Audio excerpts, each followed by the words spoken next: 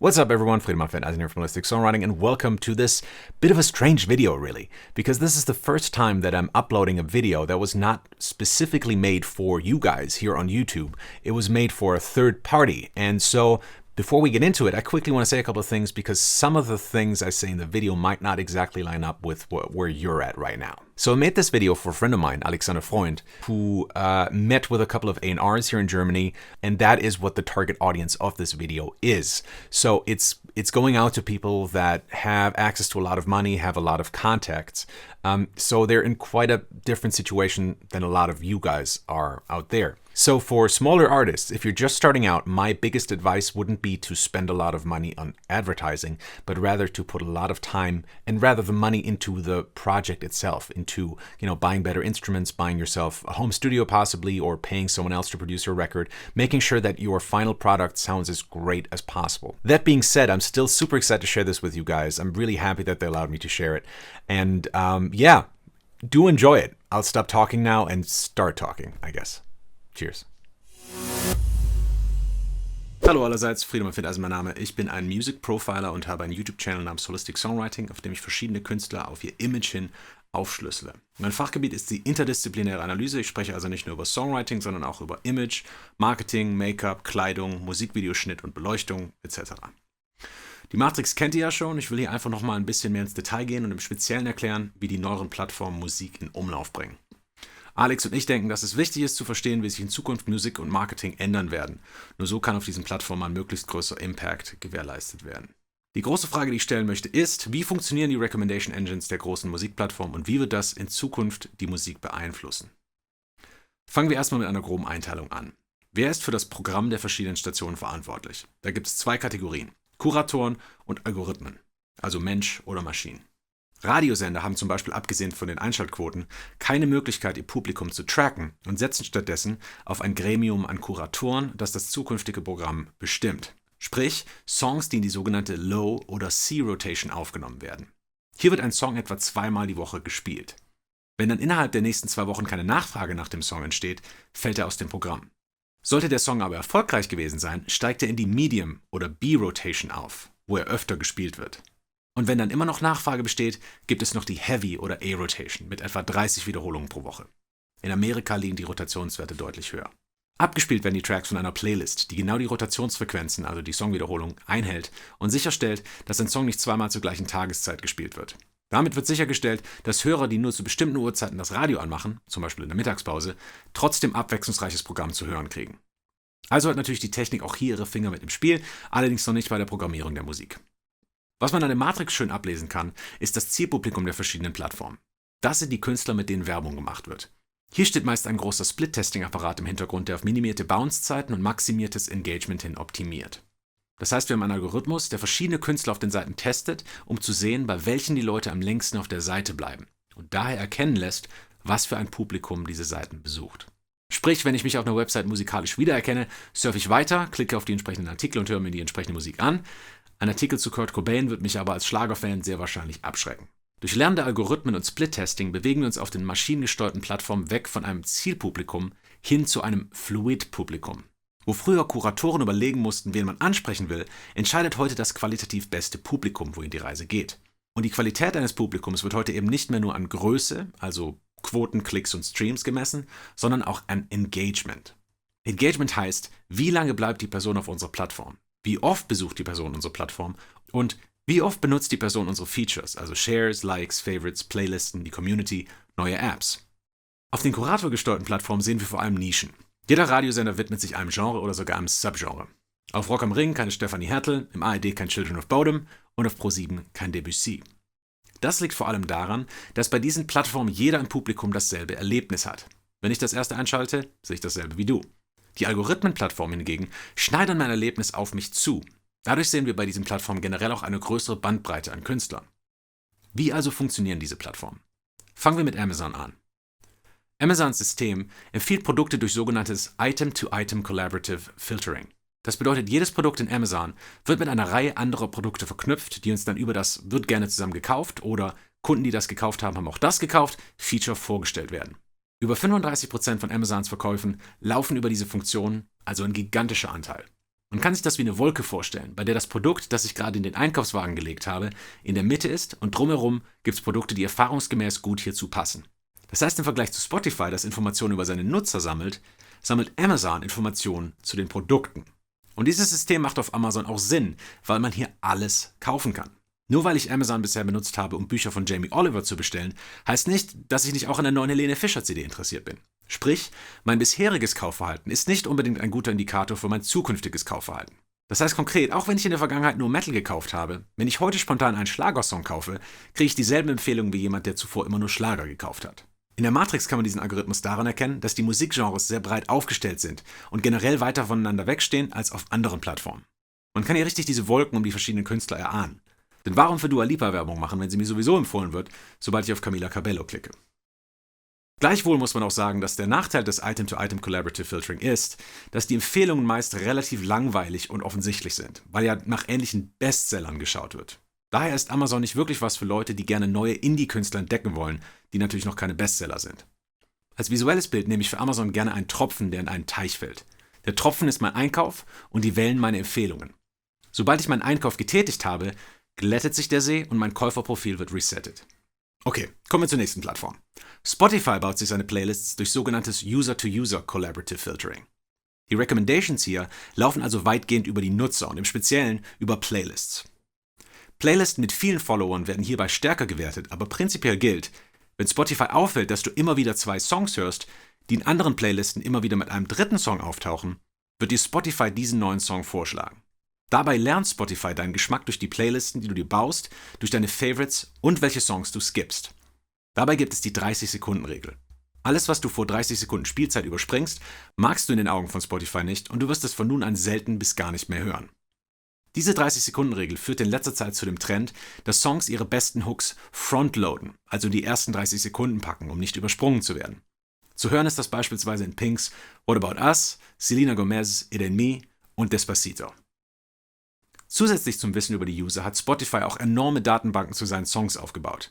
2014 kaufte Spotify das Startup The Echo Nest, das sich selbst als Leading Music Intelligence Company with the deepest understanding of music content and music fans bezeichnet. Die Company hat über 1 Billiarde Daten über nahezu jedes Musikstück, das auf der Welt jemals geschrieben wurde, und verkauft diese Daten an Weltkonzerne wie Coca-Cola, MTV oder Nokia. Das Geniale am Echo Nest ist, dass seine Funktionsweise, die ich gleich erläutern möchte, zeigt, dass der Algorithmus von Spotify etwas sehr Wichtiges über moderne Musik verstanden hat. Damit ein Song als gut eingestuft wird, reicht es nicht, dass er alles richtig macht hinsichtlich Genre, Produktion und Songwriting. Durch das Internet ist ein weiterer sehr wichtiger Faktor verstärkt hinzugekommen: Image. Die Person hinter der Musik ist wichtiger als je zuvor. Und wenn man Hip-Hop machen möchte, muss man auch von der Optik und Persönlichkeit her in dieses Genre passen. Und eben diese Attitude kann Spotify durch das Echo Nest messen. Das durchforstet nämlich mittels Data Crawling alle Posts und Kommentare auf allen Social-Media-Plattformen und vor allem Facebook. Daher weiß Spotify, was User über den Song schreiben, wer ihn postet, zu welcher Tageszeit, mit welchem Gerät, an welchem Ort und wie er mit welchen anderen Songs verknüpft ist. Das heißt, Spotify lernt nicht nur musikalische Daten wie Tempo, Pitch, Timbre und Instrumentation über einen Song, sondern auch gesellschaftlichen Kontext und soziale Verortung. Und diesen Fokus der Plattform auf Social Media kann man eben auch in der Matrix erkennen. Hier finden sich vor allem progressive, unbekannte Künstler in typisch jungen, Social-Media-affinen Genres. Dadurch ist Spotify zur Recommendation Engine avanciert, die Nischenpublikum vermehrt benutzt und benutzen wird, um neue Musik zu finden. Seit einer Studie der Heriot-Watt University in Edinburgh wissen wir, dass Persönlichkeit sehr eng mit dem Lieblingsgenre zusammenhängt. Heavy-Metal-Fans haben ein niedriges Selbstwertgefühl, Indie-Hörer sind kreativ und Jazzer kontaktfreudig. Spotify hat das verstanden und baut durch Echo Nest-Daten die Persönlichkeit des Hörers direkt in die Recommendation Engine mit ein, was im Gegensatz zu anderen rein genreabhängigen Recommendation Engines zu mitunter überraschenden, aber sehr exakten Empfehlungen führt. Das wiederum führt zu einer Streuung in der Matrix. Es ist durchaus möglich, dass einem Songs aus einem völlig neuen Genre empfohlen werden und man dort dann eine neue Wolke an Recommendations aufbaut.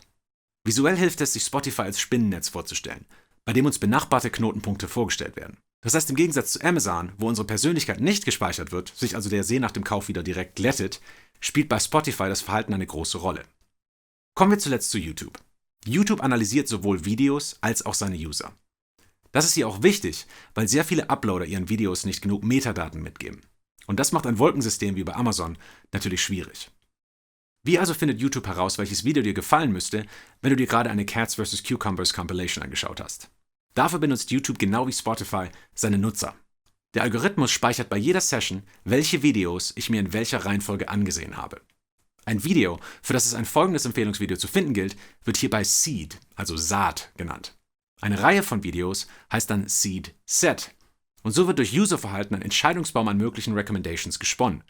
Habe ich also 10 Videos in einem Seed-Set in der gleichen Reihenfolge wie eine Reihe von Leuten vor mir gesehen, wird mir das 11. Video aus diesem Seed-Set angeboten. Warum Seed-Sets? YouTube hat dasselbe Problem wie Amazon. Es ist vollkommen möglich, dass ich heute ein Musikvideo von Adele anschaue, morgen ein Photoshop-Tutorial und übermorgen eine Review zu einem Film. Aber wenn ich mich durch Filmreviews klicke, will ich nicht wieder Adele vorgeschlagen kriegen.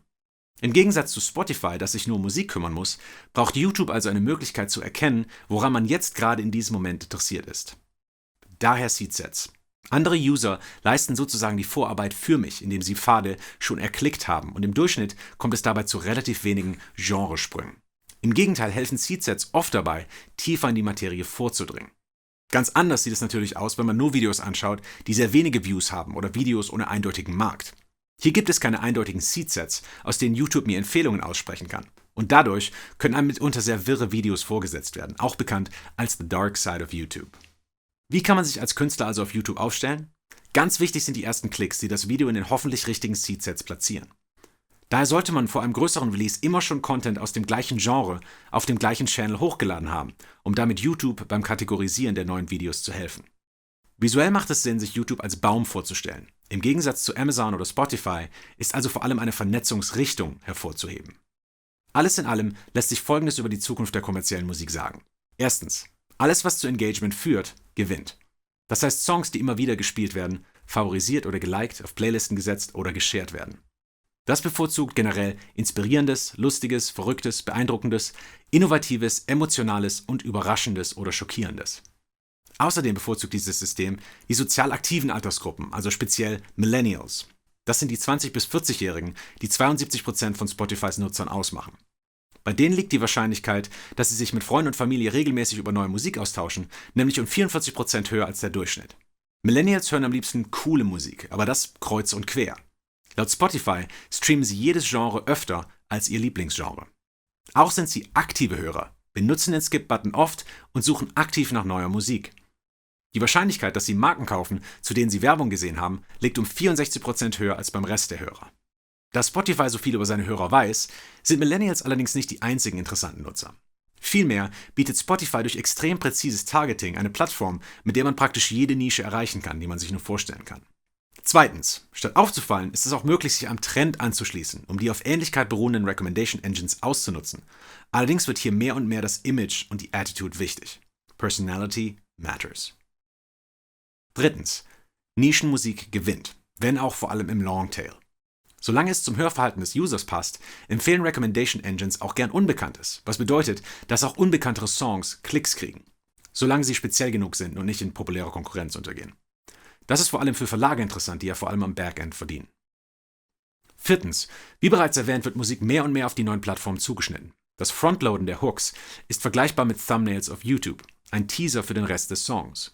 Schon jetzt fragen Künstler im Studio nach dem Spotify-Sound. Fünftens: Es findet eine Sozialisierung des Musikhörens statt. Jeder entscheidet selbst und für sich individuell, was er hören möchte. Die frühere Macht der Plattenfirmen wird dadurch mehr und mehr untergraben. Natürlich führt das auch zu Betrugsversuchen, beispielsweise dem Kaufen von Likes auf Facebook oder Klicks auf YouTube. Aber wie wir jetzt sehen können, sind a. Klicks für YouTube kein Qualitätsfaktor und b. werden solche Vergehen immer hart abgestraft. Sechstens: Die einzige Möglichkeit, die Amazon und YouTube ihren Künstlern geben, sich aus der Masse abzuheben, ist Werbung. Und die funktioniert ausgesprochen gut, da das Targeting sehr präzise ist. Da jede andere Form des Generierens von Traffic abgestraft wird, besteht langfristig gesehen die Rolle des Marketers darin, die Werbeumgebungen der 3 Plattformen in- und auswendig zu kennen. Siebtens: Es wird immer schwieriger, eine Beziehung zu Fans aufzubauen, da man durch die 3 Plattformen nicht einzelne Fans tracken kann. Die algorithmengesteuerten Plattformen sind nun mal nicht darauf ausgelegt, Künstler vorzustellen, sondern darauf, die Hörzeiten der User zu erhöhen. Und die vergrößern sich durch ein vielfältiges Programm, das sich aus vielen verschiedenen Künstlern zusammensetzt. Dadurch sinkt die Bindung und Identifikation mit einem bestimmten Künstler drastisch und verwandelt den klassischen Fan eines Künstlers in den Fan eines Genres oder einer Playlist. Daher macht es in Zukunft für Plattenfirmen und Marketer mehr und mehr Sinn, ähnliche Künstler unter Vertrag zu nehmen, um Cross-Selling durch die Recommendation Engine zu begünstigen. Mit anderen Worten, die Plattenfirma wird gleichbedeutend mit einem Playlist-Kurator und jeder Song, den ich in der Playlist höre, vernetzt mich mit dem Rest ihres Lineups. Was also kann man für die Fanbindung tun? Auf YouTube ist eine Verlinkung zur eigenen Website in der Description gang und gäbe. Auf den anderen Seiten ist das allerdings noch nicht möglich. Amazon hat im Mai ein Retargeting-Programm für seine Verkäufer eingeführt. Das ist allerdings für Indie-Musiker noch weitgehend unbrauchbar, die ja ihre Musik meist durch Drittanbieter wie DistroKid in den Amazon-Shop einstellen. Spotify benutzt bisher noch nicht mal Cookies. Das wird sich aber vermutlich in absehbarer Zeit ändern, da sich hier Retargeting natürlich auch anbieten würde. Das war es erstmal von mir. Ich hoffe, ich konnte ein bisschen Licht ins Dunkel bringen und dass wir uns bald auch persönlich treffen. Jetzt zurück zu dir, Alex.